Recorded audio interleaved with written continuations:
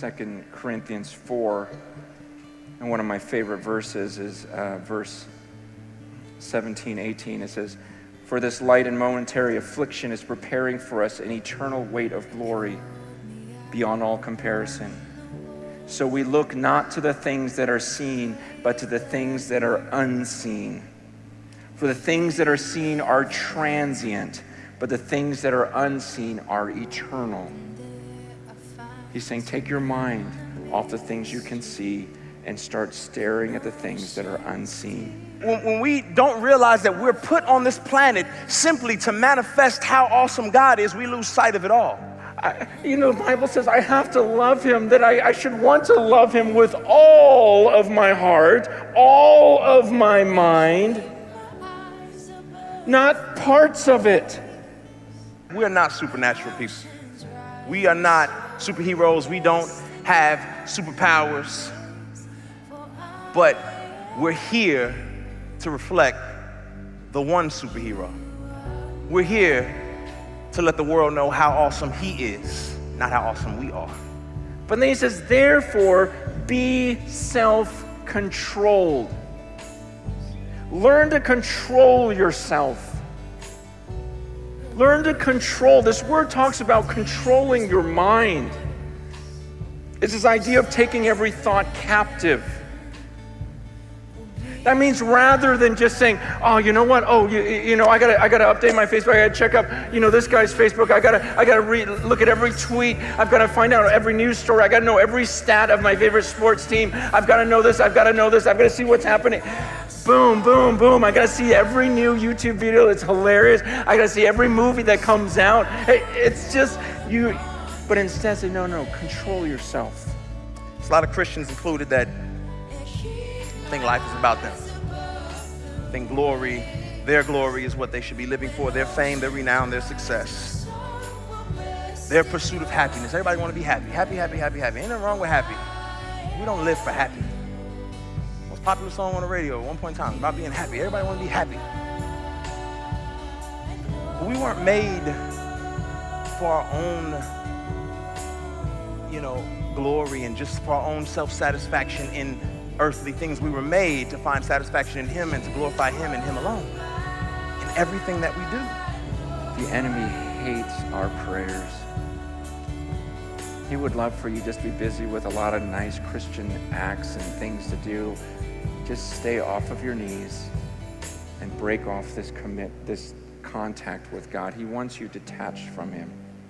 Because Jesus says, if you abide in me, you're going to bear so much fruit. But apart from me, you're going to be able to do nothing.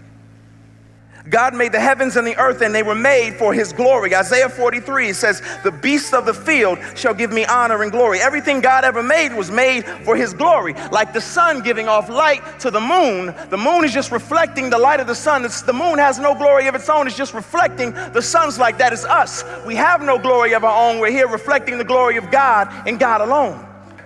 My mentor, this pastor in India, I look up to so much. He called me a few months ago, earlier last year, and he was crying on the phone. He's never cried to me.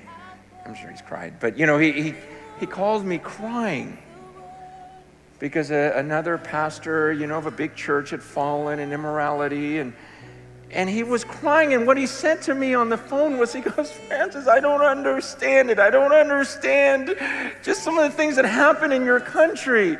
He goes, sometimes I even meet pastors, and after meeting with them, I go, God, I wish that man knew you. I wish he loved you. I wish he understood you. I wish he didn't just talk about you. And he wasn't judging. I mean, he was in tears. He says, and this is what he said, he goes, Francis, sometimes I feel like the people in America, they'd rather just meet Moses and take a picture with him. He says, don't they know that they can go up the mountain themselves? How come they don't want to go up the mountain? How come they don't want to be alone with God? And I thought, he's right. That's the key to everything. Glorifying God with my body, with my life. That's our point. That's our purpose. That's the reason why we exist. Why would we settle for anything less than living for God's glory? And that's why for me, I had to build a little tent. I had to get a space, and I had to fight. I had to pace back and forth. I had to pray out loud. I had to sing. I had to, even pray louder and louder. I just had to work at it to fight all the distractions. That's what Moses was saying. I hear you saying it, but show me your glory, God. You know what God said? He said, okay, Moses, check this out. I want you to go up into the cleft of this little rock. I'm going to pass by you, and I'm going to show you only a snippet of my glory, because if you saw me fully, you wouldn't even live. It's how amazing my glory is. If you see me fully, you would not live. And Moses caught a glimpse of God's glory. And when he went down from the mountain, his face was shining.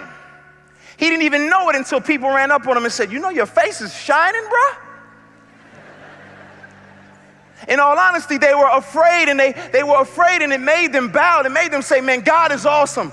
He deserves to be honored. He deserves to be worshiped. And Moses would go up, see the glory of God, come down, and reflect it with that shining face again and again and again.